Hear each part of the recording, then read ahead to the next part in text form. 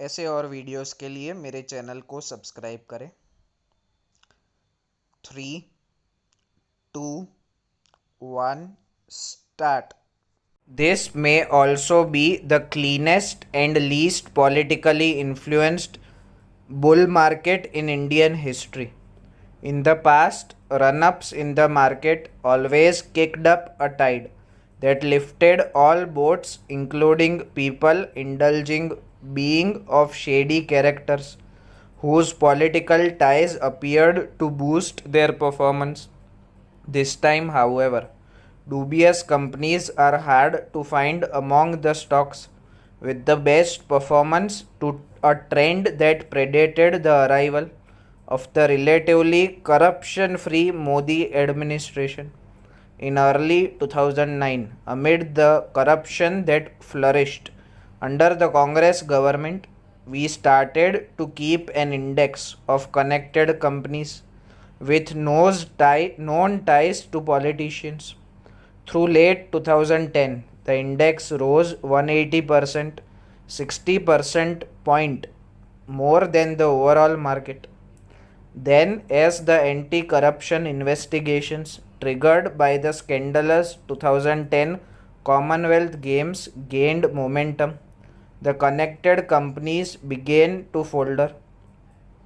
Their stock prices suffered big losses from late 2010 through March 2012 and have gone flat ever since, while the overall Indian market has gone on to double in value. In short, the Indian market now questions not only whether politicians and the state can deliver, but also whether political favored can deliver. The connected tycoons that flourished under the previous regime have been decimated, and since taking office in 2014, Modi has kept a new generation from rising up by bringing much more transparency to public bidding and licensing.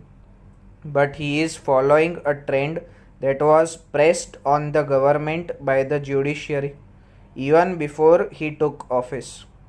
The clean quality of this bull market and its disconnect from politics is also reflected in my analysis of good and bad millionaires. Bad billionaires come from corruption prone industries like oil and real estate.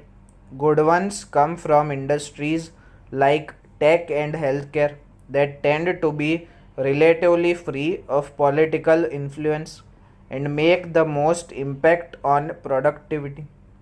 In the first half of this decade, the good billionaires increased their share of total billionaire wealth in India by 22 percentage points to 53%.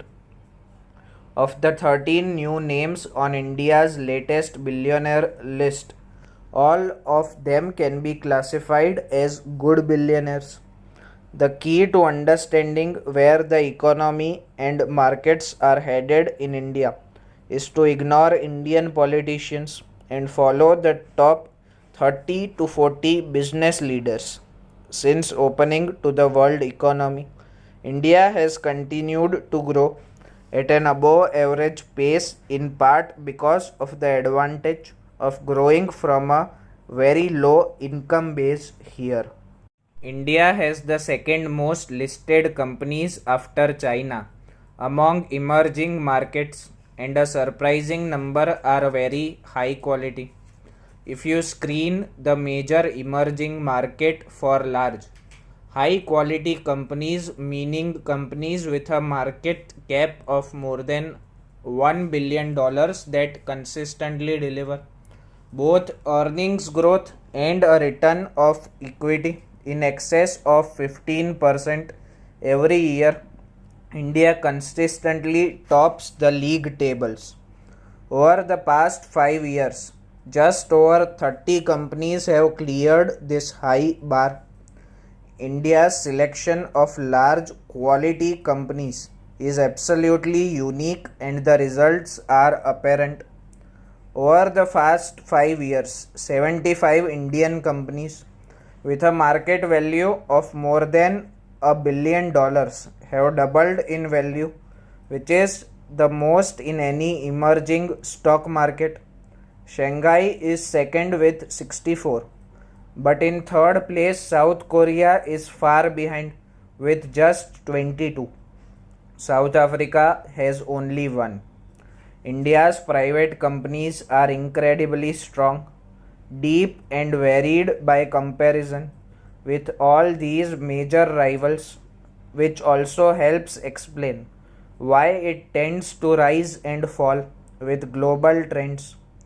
Every time a global tailwind picks up, no matter what the sector, India catches the breeze because it has so many sails up in every sector. Both the Indian stock market and the economy have steadily outperformed other emerging markets over the past 3 decades, and that basic trend should roll on for the foreseeable future. India's economy now seems to move like a vast oil slick on the global sea, far too broad, far too hard to grasp, to be contained or even shaped by any one leader sitting in Delhi. In recent years, the three Ds of slower demographics, debt, and deglobalization have slowed growth across the world.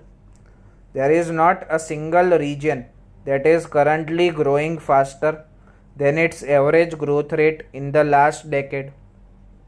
Every country needs to lower its expectations, and the least developed countries need to lower their definition from above 7% to above 5%.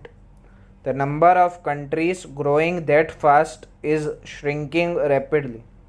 As of 2010, there were 78 countries growing faster than. Now there are just 28, and India is one of them, whether you believe official growth statistics or not. The performance is, however, not necessarily cause for political celebration. The least developed economies tend to grow fastest, and India has reflected this basic development dynamic for decades, particularly since India began opening to global trade and capital flows in the 1980s and 90s. Its economy has tended to grow about 2 percentage points faster.